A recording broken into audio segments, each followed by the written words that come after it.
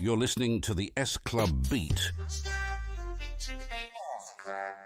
with Dale and Katey.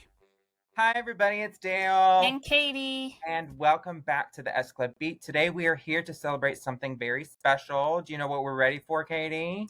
An S-Club party. That's right, Katey. We're here to have an S-Club party, and we're going to delve back into S-Club's second introductory single. So this is where they kind of introduce themselves, and we're going to take a look back to the 50s.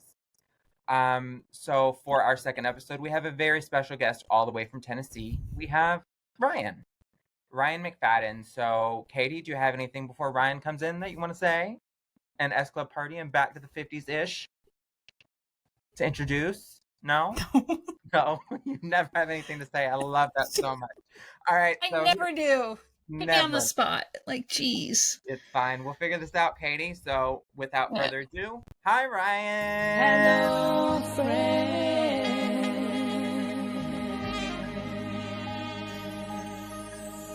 Hi, Ryan. Hey, guys. Hello. Thanks so much for having me. This is like my first podcast, so what better way to start than, to talk about my favorite subject. So, I'm excited. And specifically, S-Club Party. Yeah. So before we go to S-Club Party, we need to talk a little bit about the things that led up to S-Club Party. So something that I like about the first couple of singles is that we kind of get a TV special that kind of throws it in our face. So at this point, it's September 1999. Miami 7 has already ended in the UK. It finished airing at the end of July. And then, 3 months later, we get S-Club Party. So, Back to the 50s aired on September 18th of 1999, which is 2 days before the single release. So, the fans kind of got to see, the music video and the TV special and an additional series that kind of led up to it. So, what are y'all's first impressions of the Back to the 50s? I loved it that, we didn't have to wait long between the series. It was like, I don't know. It gave us something to look forward to each time. So you have to realize it aired differently in the US than it did over there. So I think we got it as soon as Miami 7 ended. It was straight after. We got it. I remember it was in March of 2000. I remember because I went on some youth trip or something, and then I remember not being able to see it the day that it aired, but I was begging my mom, please tape it, don't miss it. I remember those days. And, like I said, anyway. In the UK, they did have a gap, so it went from the end of July to September. So they had about a month and a half, but in the US, we only had a month and a half. But again, S-Club Party wasn't released in America, so it didn't matter. But so what do you think? Because I feel like when Back to the 50s came out, they were still promoting 2 in a Million as a single here, because I believe that came out actually the Tuesday before Back to the 50s aired. So it's odd that we didn't get S-Club Party as a single, because I feel like it's definitely a good follow-up to bring it all back. But I guess maybe they were going in a different direction here. I'm not sure what the decision was behind that, but So like we discussed a little bit in the last episode, in the United States, we kind of got rushed everything all at once. So we got Bring It All Back in September. We got Miami 7 in September, a long gap, and then we got the album 2 in a Million at the same time. That leads into all of this. So we got 2 in a Million. They got S-Club Party. It doesn't really make sense because they don't play 2 in a Million. And then they cut out You're My Number One from the U.S. release. I feel like in the U.S., we didn't really have many gaps. There wasn't any of, what are they going to do next? It seemed to, always come, one after one after one. Exactly. In that first year, yes, that is exactly how that worked out. But after Never Had a Dream Come True, there was a drought, Katey. There was a drought. See, I don't remember that. Oh, you don't remember at the beginning of... We can talk about that in a later episode, but at the beginning of 2001 is when we got Never Had a Dream Come True. And then we didn't get anything else until November. Please tell me it was April. It was April, right? That we got Never Had a Dream Come True? Yeah. Am I right on that? Because I remember my brother went to FYE and actually found the single a week or two before it was supposed to be released, and ended up buying. I don't know why I remember that specifically, but I feel like it was April when that was released. So it was I think how it caught on, again, we could talk about this in the Never Had a Dream Come True episode, but I think it was requested live on air on TRL, and that's kind of how it picked up. Yeah. So I think, and that happened in early January, and it just took them a while to roll it out over here. So, yeah. But, so... the US is slow. SClub Party kind of incorporates an introduction to the members in a way that if you didn't watch Miami 7, it might be something exciting and new. So we have the famous verse where they do, Paul's getting down on the floor and all that stuff. So did y'all feel like the song was cheesy at the time? Like, how did 1999... I didn't. I feel like it was cheesy, but then again, I was like 14, and so, it was probably cheesy, and I just ate it all up. But I do feel like that was really genius to kind of incorporate their names, or incorporate their names rather, because again, there's so many of them that I feel like, if you didn't watch the series or if you weren't familiar with them, it was a good way to kind of get to know them a little bit. So I love that, and it may be a little cheesy, but I think it was a great second single choice for sure. Yeah, so I thought it was a little it always felt provocative as a kid because the second verse was always muted. Yeah. Yes, on Miami they did that here. It was always muted. Right. Yes, and even in All in Love Is Fair, they cut out ass, and then there was a couple other things that they cut out. But yeah, I think that the incorporating of the names was a very important thing to do, like Ryan said, for people that weren't familiar with the band. And it's something that they kind of try to replicate with the juniors in the One Step Closer music video. If y'all ever watched that, because, in the music video for SClub Party, they did their names and a still. They did the same thing for the juniors in the One Step Closer music video, completely unrelated. I just wanted to bring that up. The Back to the 50s thing incorporates elements of Grease and Back to the Future. So it I've never seen either Grease or Back to the Future. So me neither. It's okay. But I mean, I'm familiar enough. I've never seen Grease either. Well, I know Grease is that movie that really... John Travolta. Yeah, that Olivia one. Newton-John. Yeah, so I forgot what the big song from that one is, but it was very prominent. I mean, everyone knows the song. I just can't think of the name of it. You're the one that I want? Yeah, that one. Yeah, that one. So, Sing it again. No, we're not doing that again. So it incorporates both the Grease and Back to the Future. So they, as we know, the odometer hits 9999. And I don't know if y'all ever done that with your cars. You're just driving down the road and you're waiting for it to hit something, and then you miss it because you look at the road real quick. Because exactly, I feel like Back to the 50s is the most referenced one in my house, between the 999 and the Sheriff Muffin, and going around always saying, V instead of very, which I've heard is not actually British slang. They always made up words, I feel like that. Yeah. As a kid, I thought it was British slang, but then, come to find out it was just S-Club slang. So yeah.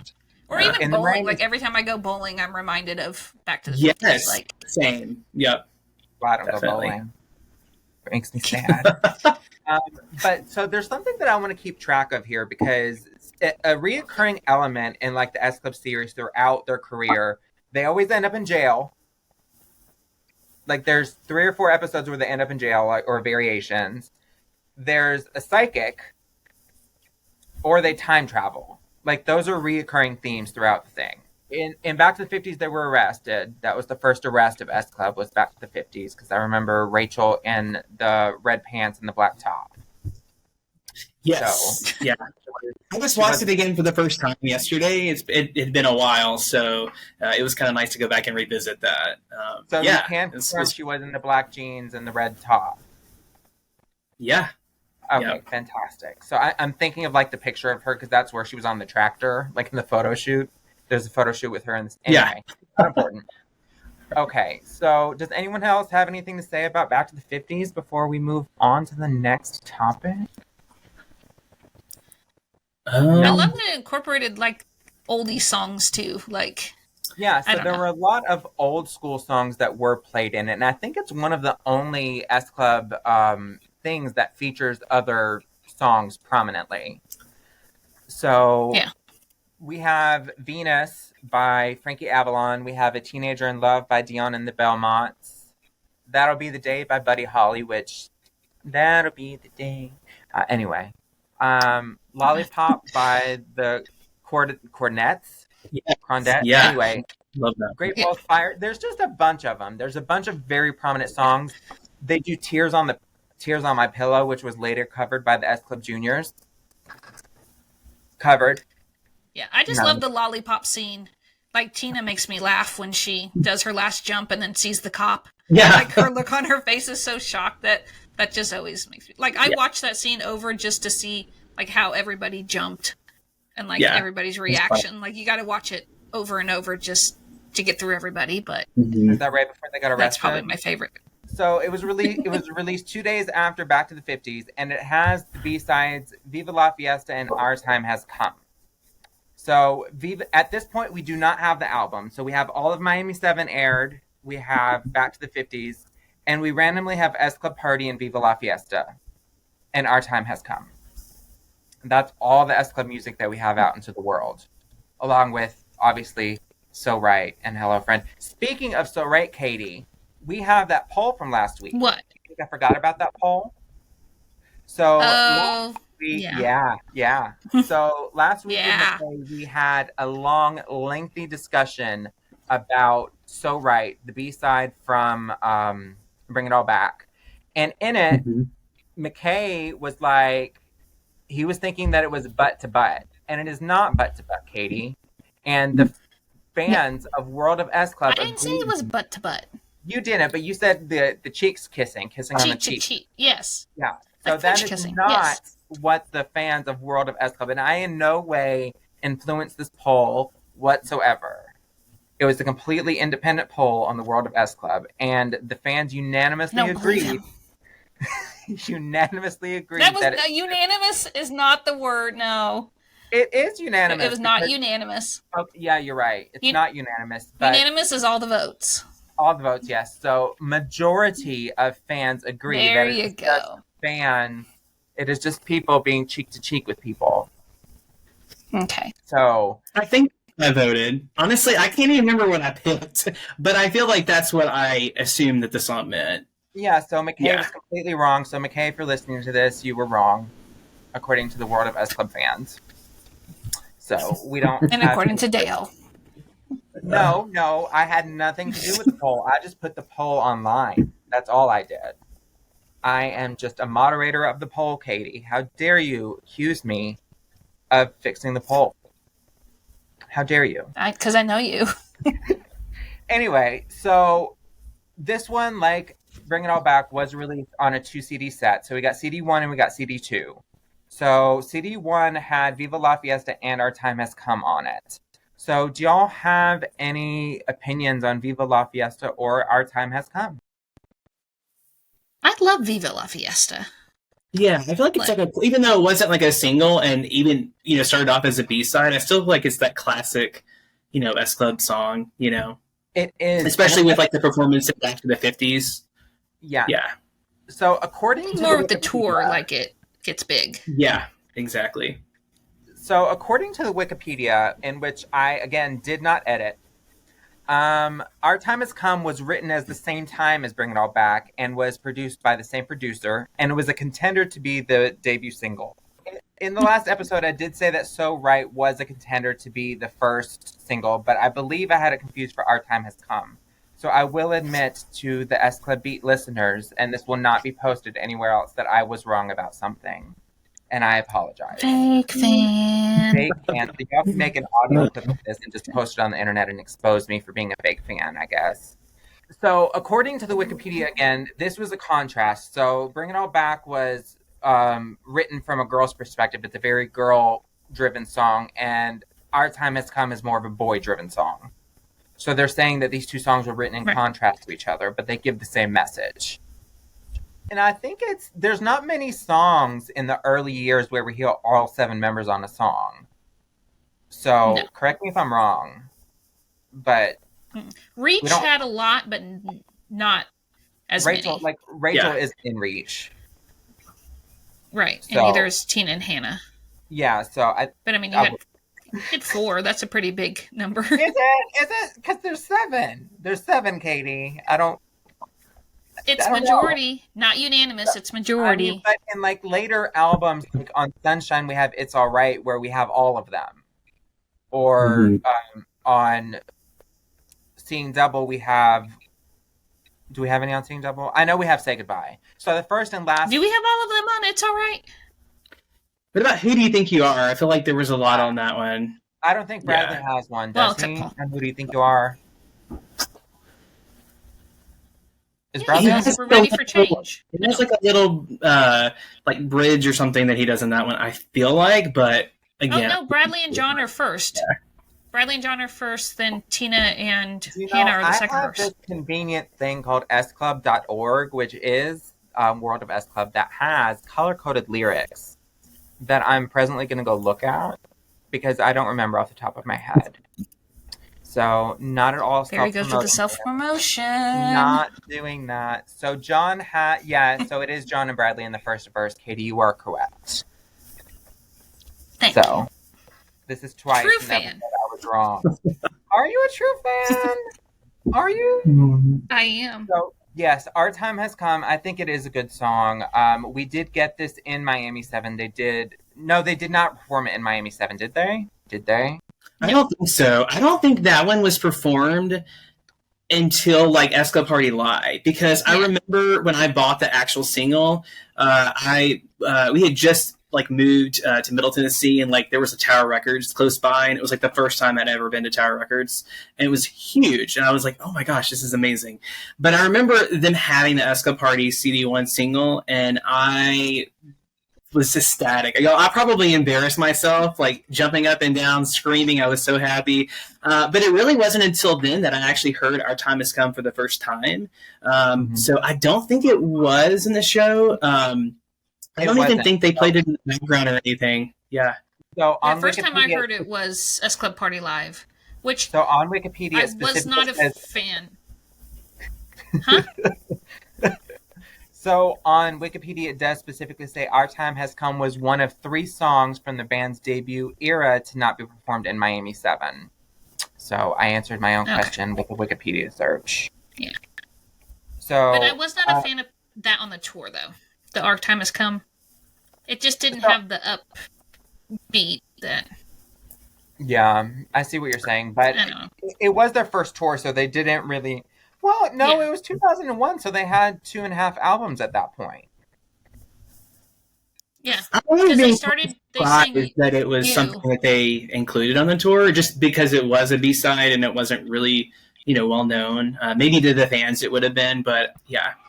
I don't know if I was a fan initially of the song. I remember being excited to hear something new because, like I said, at that point, like this was before you had streaming and all of that, so you really just had to wait until a CD came out, to hear the full version. So Viva La Fiesta. So I don't really love that. I kind of wish that we would have gotten Our Time Has Come over Viva La Fiesta on the album. So I know that's probably a controversial opinion. Yes. So, how do y'all feel about Viva La Fiesta? I love it. Like, I'm watching on the tours. Like, it's a good party song, especially in the Carnival tour. Like, that fit perfectly, I think. Yeah, I agree. Yeah. Moving on, they got number 2 in Australia. They got number 2 in Scotland, and most importantly, number 2 in their home country. I would be very surprised to see who got to number 1. That week. Does anyone remember off the top of their head? Not off the top of my head, no. Why would I know? Because you're a real fan of S Club and you know who kept them off of the number 1 spot for their second single.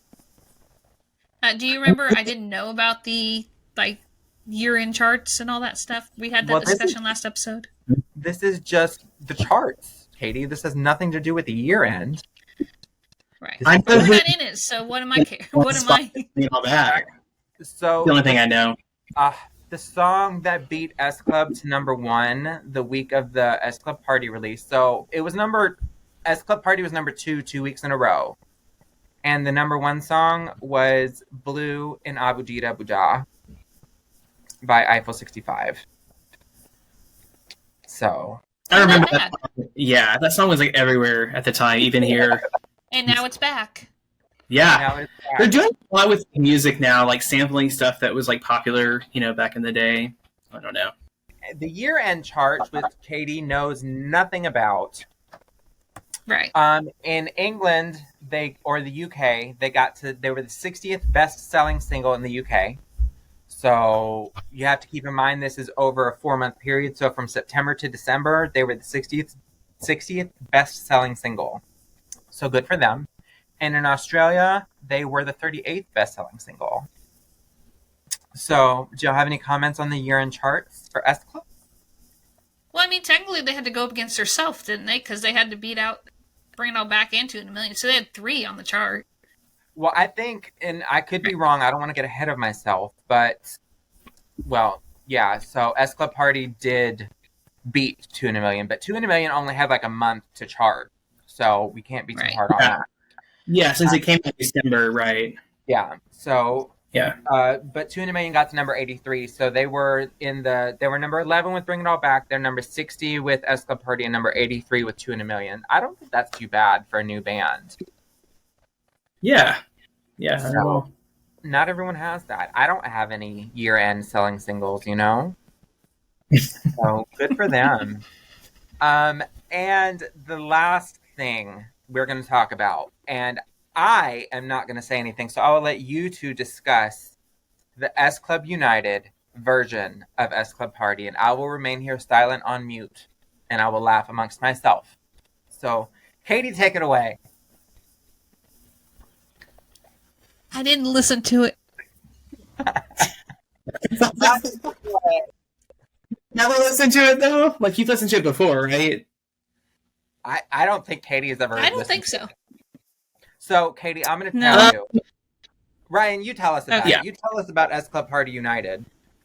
Well, there's not too much to tell other than it's like S Club Party featuring S Club Juniors, S Club 8. I don't like it. It actually, they're with the vocals of S Club that are fine, but like it kind of sounds like Kids Pop. So I'm not a huge fan. It's not something that I listen to on a regular basis. I wasn't a huge S Club Juniors, S Club 8 fan. I just never really got into them. It's not one I listen to on a regular basis. If I'm going to listen to S Club Party, I'm going to listen to the original version. The real version. Exactly. So I'm with you, Ryan. It's a Kids Bop. It sounds like a Chipmunks version. Like they're just because it really does.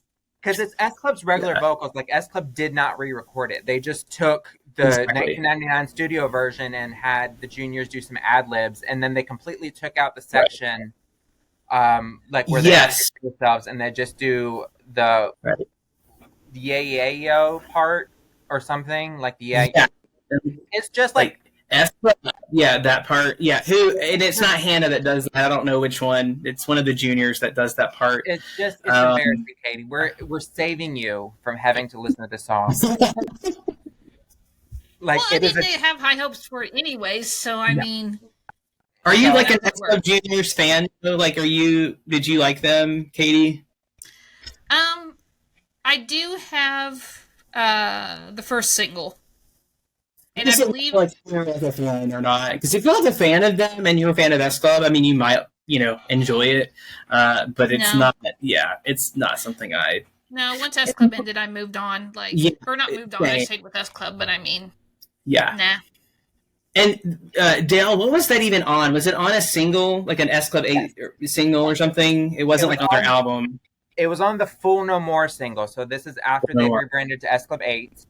It was released in June of 2003. So S Club 7 or S Club had already disbanded, broken up. Rachel had already announced her solo career. We'd completely moved on. And there was randomly the S Club United version of S Club Party on CD1 of Fool No More. And it's also worth noting, because I don't think we're going to ever talk about, I hope we don't have to talk about them again until the Reach episode. They shouldn't come back up. But their song Anytime, Anywhere, which S Club have a version of on, I think, Automatic High, it was originally an S Club song.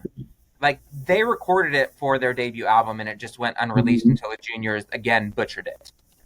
And then we didn't get the S Club version until the juniors released right? it.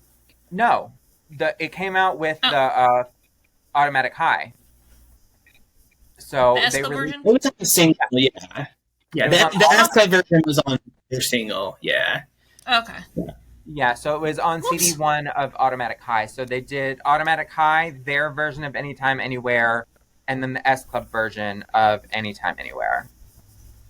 So they butchered it, in my opinion. And I mean, it's just so weird because the S Club version, the S Club 7 version, the vocals are so vibrant and like alive, and then you just have the Chipmunks singing because they're so auto. Chipmunks. I don't love it. No, I feel like S Club Party again. Like I feel like it was a perfect second single, a great follow up to bring it all back. I feel like their debut album, there's so many songs that could have been singles, but I do feel like they chose the right ones. And I feel like they chose the right ones, like in order of how they should have been released. I feel like it kind of flowed, and that's kind of my take on it. Yeah, it was a great single. It's one of my favorites. So out of all of the albums, I think the debut is the only one that got the singles absolutely correct, like from the beginning. Yes, I agree. Like, there's so many things that I would change about 7 and Sunshine, and even Seeing Double. I would even change Best. So, yeah, I think this is the only one where I can't say that any of the singles should have been different.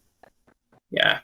And I love how they did things in the UK back then where it was like, you would get a lead single and then followed by like another single close to the album release, and then like a third and sometimes a fourth single. Like it was very strategic, where I feel like here in the US, it was all over the place. Like I feel like the single releases here didn't make sense. And you know how I feel about I Never Had a Drink and Sleep Cover. It just does not match the tone of the song. But I think they did great. So what do you guys like, if they didn't do the Back to the 50s thing, what do you think the music video should have been like if it were like up to you to kind of, if you had creative control and that sort of thing? Look at him asking the questions. Yeah. That's fun, Ryan. You're good at this. I didn't even think of that. I don't love that. I'm being asked questions now. I don't have anything. Katey, you answer the question. I think of an answer. I didn't ask that because I don't know that I've ever really thought about it myself, but So I have a lot of opinions about S Club music videos. And S Club Party wasn't one that I ever really thought of because it just seemed well constructed and well put together for what it was. Like, I don't think this music video was ever meant to be taken seriously. Yeah. Like, they just needed those something insults at the beginning just kind of killed it, like, though. Yeah. Like. But, I mean, what are you going to do? So if I could redo it, I would probably pick something... I don't know. Something similar-ish to Bring It All Back, I think. So I think doing it on the ocean, on the boat, would have been fun. Like, I can just envision them throwing Paul off the boat, or throwing John off the boat, or throwing people off the boat.